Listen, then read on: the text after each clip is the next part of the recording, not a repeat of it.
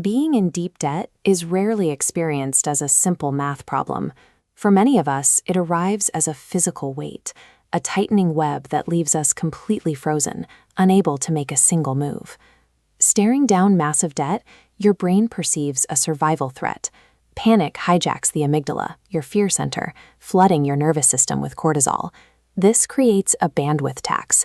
Your prefrontal cortex goes completely dark, rendering you incapable of long-term planning. The standard financial advice we receive often ignores this biological reality. Experts suggest the debt avalanche method. Organize what you owe by interest rate and attack the most expensive loan first. It makes perfect mathematical sense. Yet staring at a $50,000 balance and chipping away at it month after agonizing month offers zero immediate reward. Borrowers exhaust their willpower and give up long before they make a meaningful dent.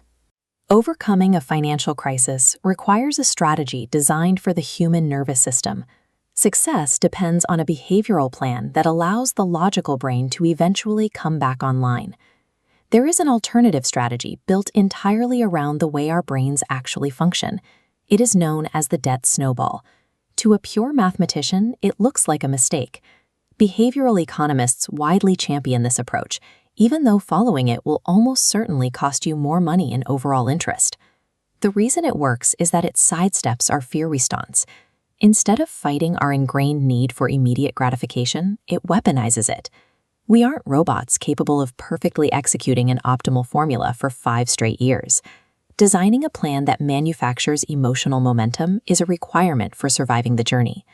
The rules of the snowball method are incredibly rigid. First, you take every single debt you have and organize them strictly by their outstanding balance, from smallest to largest. You ignore the interest rates. Next, you pay the absolute minimum on all the larger balances.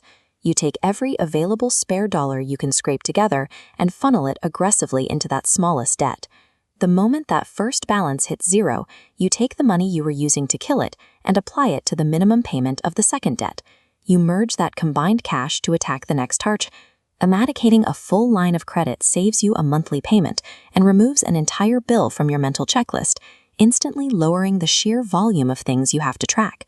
This budget sheet provides a way to quantify and control financial liabilities. By physically zeroing out a column and crossing a liability off a list, you get tangible proof that you are making progress. By stringing together these tiny victories, you build a mechanical engine that generates its own behavioral force. Let's look at what happens inside your head the second that smallest balance is wiped clean. Achieving that quick win triggers a massive release of dopamine. The suffocating cortisol cloud clears out, replaced by a sharp, addictive surge of neurological reward. That chemical shift rewires your brain's association with the money you owe. You stop perceiving the debt as an insurmountable threat and start treating it as a conquerable challenge. Once the panic subsides, bandwidth flows right back into your prefrontal cortex. You regain the executive function required to stay disciplined and stick to the plan. A spreadsheet can tell you what to do, but your survival depends on a manufactured immediate neurological payoff. Fast forward several months. You've crossed off the credit cards, the medical bills, and the car loan.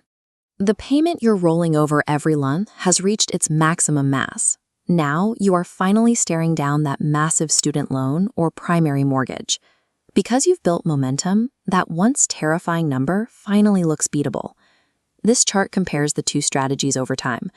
The Avalanche line prioritizes interest rates and technically costs less, but notice how it frequently stops halfway across the timeline when borrowers burn out. The snowball line costs slightly more overall, but it successfully reaches zero. Theoretical math doesn't matter if you quit in month 4.